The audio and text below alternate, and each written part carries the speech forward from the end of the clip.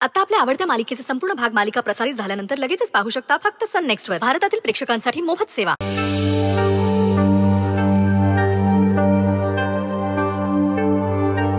हाच तो माणूस आहे ज्याने मला फसवलं आणि बिट्टीला मारायचा प्रयत्न केला.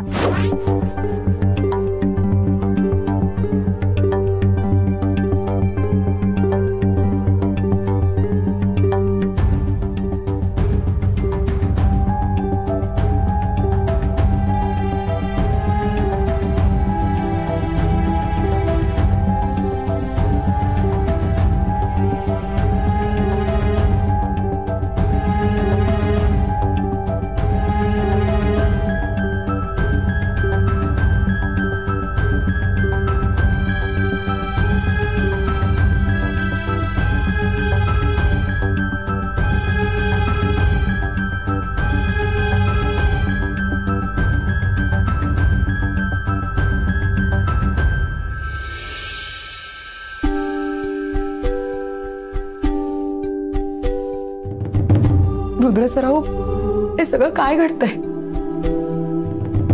देव का माझ्या बिट्टीची इतकी मोठी परीक्षा पाहतोय? अहो, लहान आहे माझं बाळ. तिच्या कोवळ्या मनावर काय परिणाम होईल या सगळ्या गोष्टींचा? काय वाटेल तिला? हे सगळं काय चाललंय आणि का चाललंय? देव सतत असे एका मागोमाग आघात करतोय माझ्या बिट्टीच्या आयुष्यावर. मला खूप काळजी वाटते हो तिची.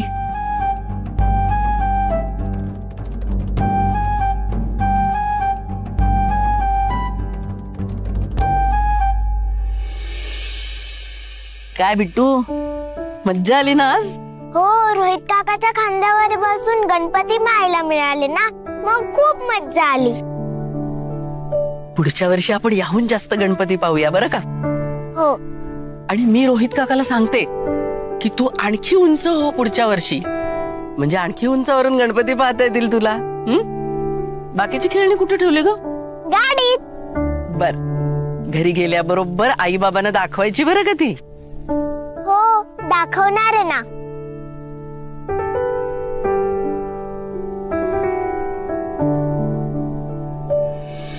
अहो, जन्मापासून हाल सोसते ती पोर. ती जन्मालाच आली नसती तर हे टळलं असतं का हो सगळं? गौरीजी, काय बोलताय तुम्ही? नाहीतर काय म्हणू रुद्र सर. तिला हे सगळं कळलं तर काय वाटेल तिला? इतके दिवस आपल्याला आई बाबाच नाहीयेत असं मानत होती ती, आणि आज अचानक या घरात तिच्या समोर वावरणारा माणूस, जो आपल्याशी कधी प्रेमाचे दोन शब्दही नाही बोलला, असा माणूस आपला बाबा हे कळल्यावर काय वाटेल तिला? आणि त्यानेच आपल्याला लहानपणी मारण्याचा प्रयत्न केला होता हे कळलं तर काय अवस्था होईल तिची?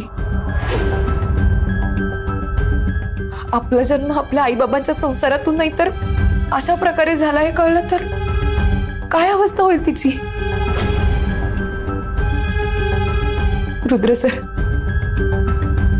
इतक्या छोट्याशा जीवाच्या बाबतीत देव इतका निष्ठुर का झाला असेल?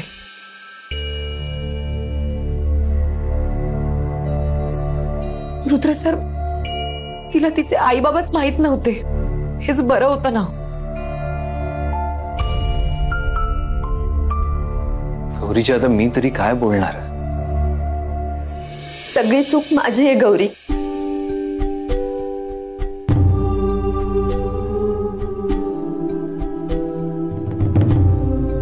तिचं नशीब वेगळं असू शकलं असतं.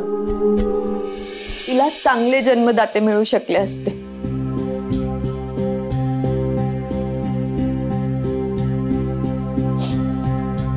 पण मी चुकीच्या माणसावर विश्वास ठेवला आणि बिट्टीच्या आयुष्याची ही अशी फरफट केली मी.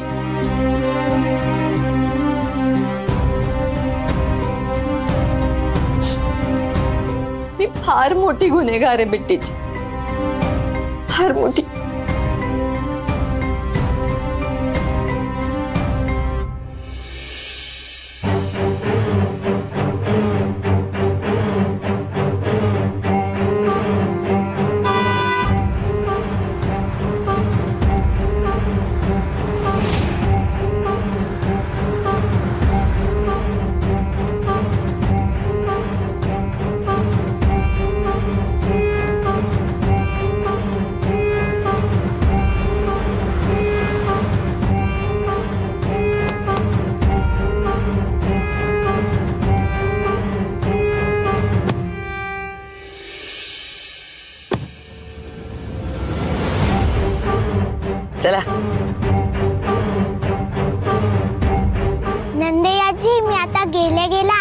पार्टनरला दाखवणार.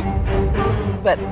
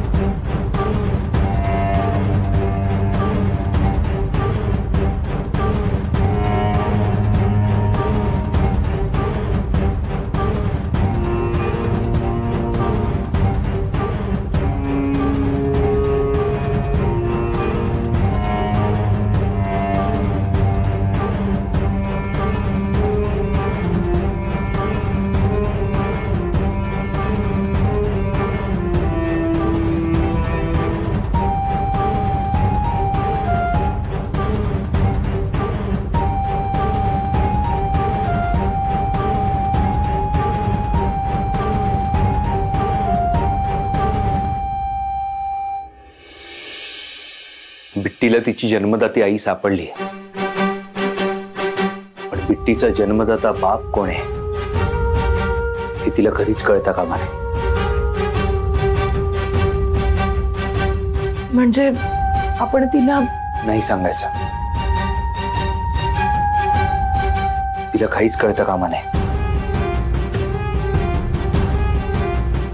तिला सोडून गेलेला बाप सुमित आहे हे तिला कधीच कळता कामा नये.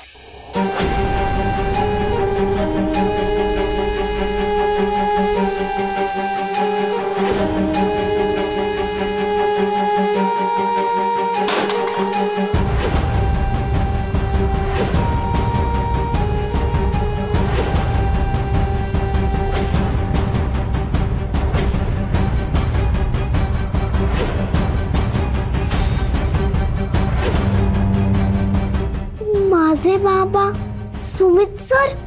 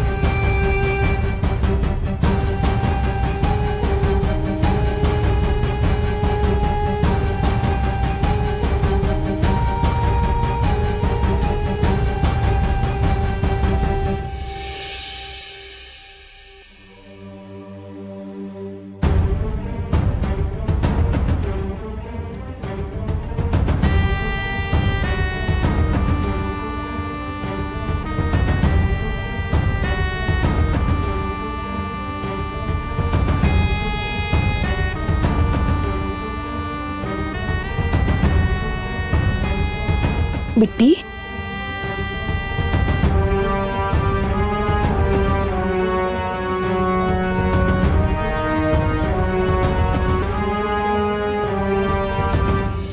बिट्टी,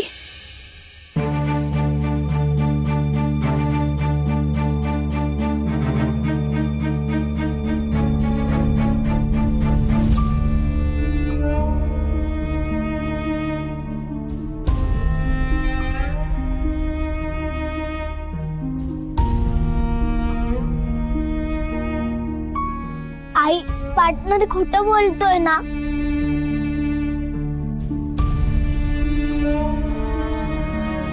पार्टनर तू खोटं बोलतोयस ना. सुमित सर माझे बाबा हे खोटं आहे ना. एक बिट्टी मी सांग ना हे खोटं आहे ना.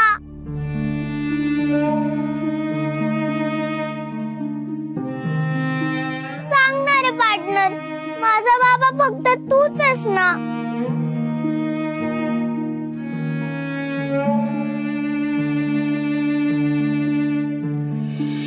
बाळा, जे झालं ते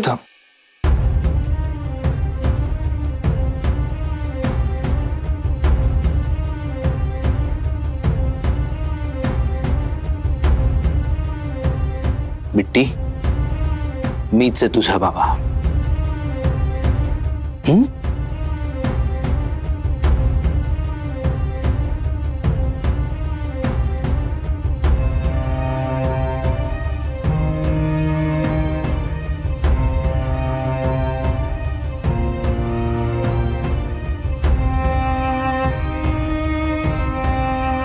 तुझा बाबा मीच आहे. तुला बाबा कसा असतो माहित नाहीये ना? मी तुला सांगतो बाबा कसा असतो. आपल्या घराचं छत असतं ना, तसा असतो बाबा. स्ट्रॉंग, कणखर. आपल्या मुलांवर येणाऱ्या संकटांना स्वतः सामोरी जातो. भक्कम भिंतीसारखा उभा असतो. सगळी वादळं आपल्या छातीवर झेलतो. तो असतो बाबा. आपल्या मुलांना जगातलं सगळं सुख मिळावं म्हणून स्वतःचं दुःख हसत हसत सहन करतो. तो असतो बाबा.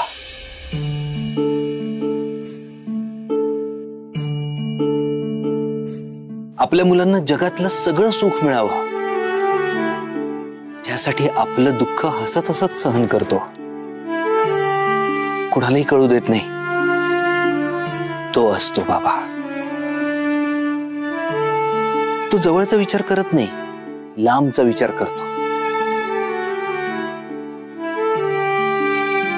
कितीही थकला तरी आराम न करता चालत राहतो आपल्या मुलांच्या भविष्यासाठी. तो असतो बाबा. आपल्या मुलांची नवीन पहाट सुंदर कशी करता येईल याचा विचार करत राहतो ना, तो असतो बाबा.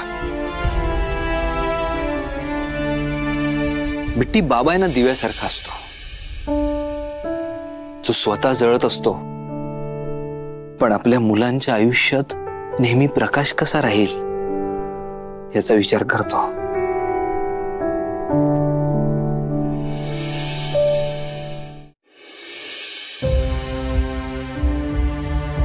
बाबाला आहे ना, आपलं बाळ रडलेलं कधीच पाहवत नाही.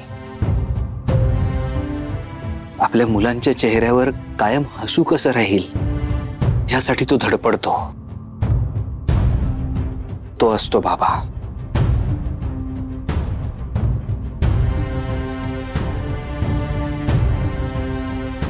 बाळा एक वेळ सूर्य उगवायचा कंटाळा करेल, पण बाबा आपल्या मुलांवर प्रेम करायला कधीच थांबणार नाही. जगात कितीही संकट आली ना तरी आपल्या मुलांच्या पाठीशी ठामपणे उभा असतो ना, तो असतो बाबा.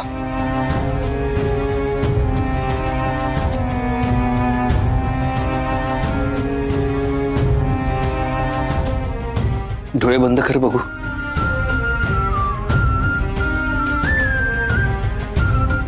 आणि मला सांग, तुझ्यासाठी हे सगळं कोण करतं? बाबा अशी हाक मारल्यावर तुला कोणाचा चेहरा दिसतो?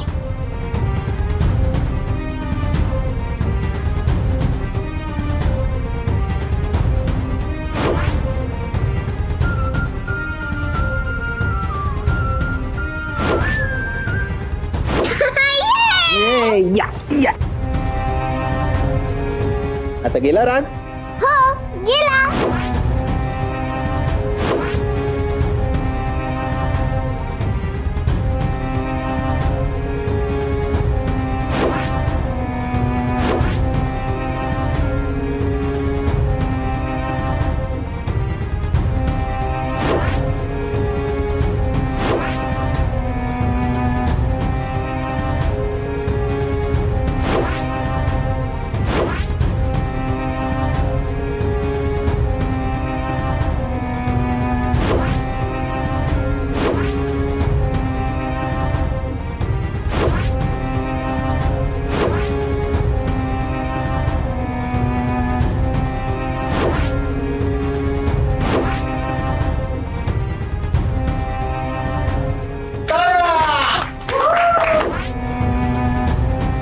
मला तुम्ही दोघे असेच एकत्र हवेत.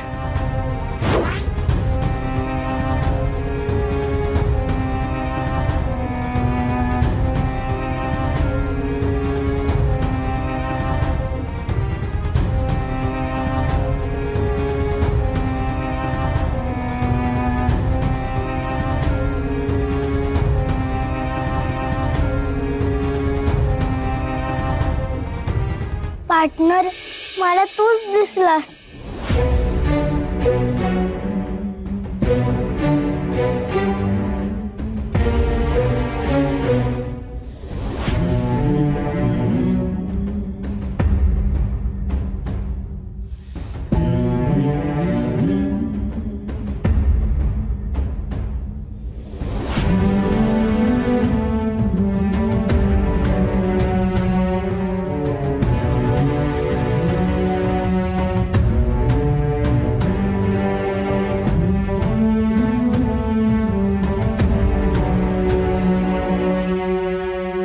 तुझा पार्टनरच तुझा बाबा आहे बिट्टी.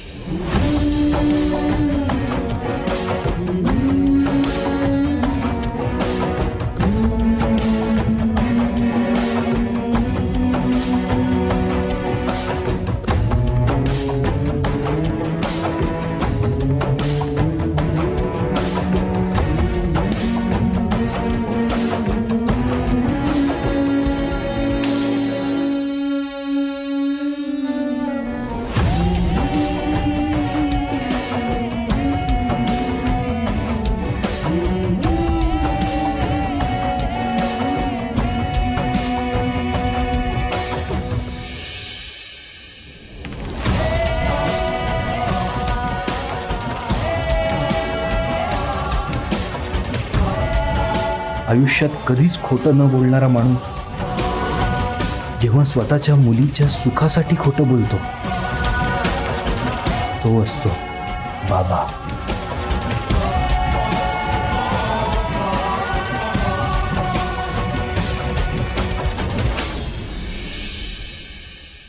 अहो अहो अहो तुम्ही आज यायला होता आमच्या बरोबर. काय मज्जा आली म्हणून सांगू. बिट्टी तर इतकी खुश झाली होती ना. हा घ्या तुमच्यासाठी प्रसाद आणलाय, हे घ्या. आणि हा सुमित आलाय ना. गाडी पाहिली मी बाहेर. जरा लवकर आला असता तर काय धाड भरली होती हो त्याला. बरं राहू दे. हा घ्या प्रसाद घ्या.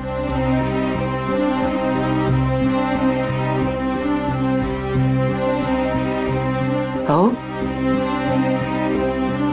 काय झालंय.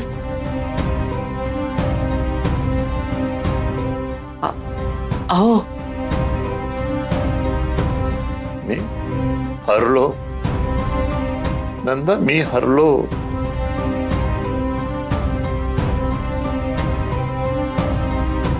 काय झालंय.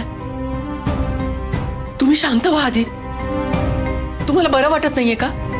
सांगा ना मला काय झालंय. काय अपयशी ठरलो मी नंदा. माझ्या मुलावर चांगले संस्कार करण्यास मी अपयशी ठरलो. वेळीच त्याचे कान पकडायला हवे होते. नक्की काय झालंय.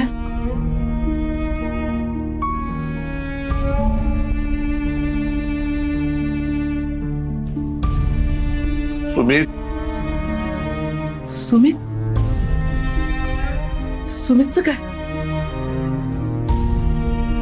काय केलं सुमितनी.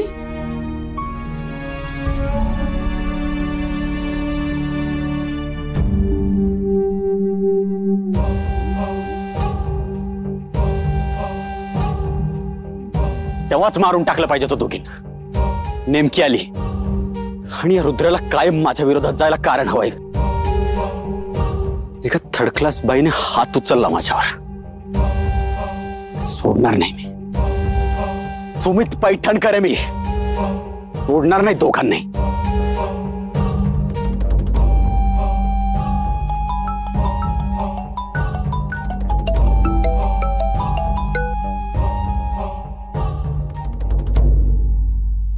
बोल.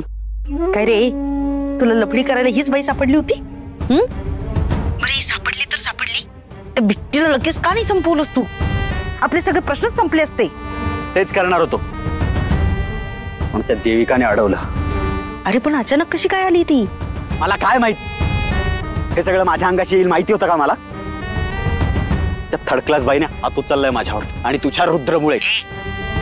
मी नाही सांगितलं त्याला. पण घडतंय सगळं त्याच्याचमुळे ना. हो ना. मग ये घरात आणि जे करायचं ते कर. इतकं सोपं आहे काय. असं करता आलं असतं तर मी आलो नसतो आतापर्यंत. एवढं कळतंय ना तुला? कशाला चिडचिड करतोयस? सतत चिडचिड करत असतोस, डोकं चालवत तर नाहीच. माझा ऐक, तुला घरात यायचंय ना? तुझी लग्नाची बायको आहे घरात, तिचा कधी रे उपयोग होणार?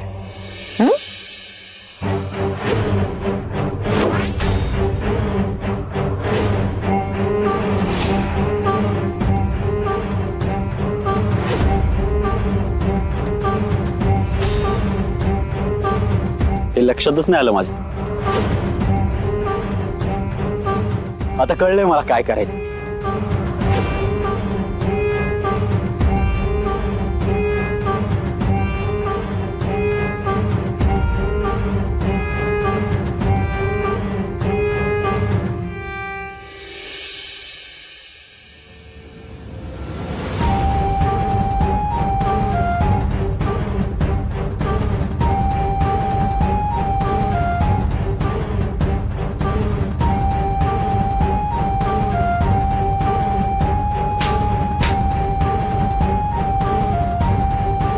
बघ त्या बिचारा सुमितची अवस्था.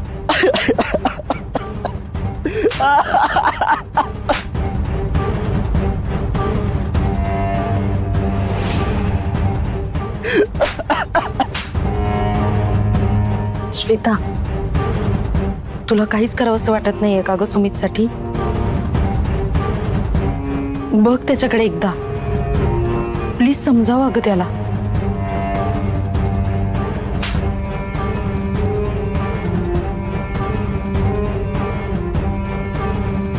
समजव बाळा त्याला.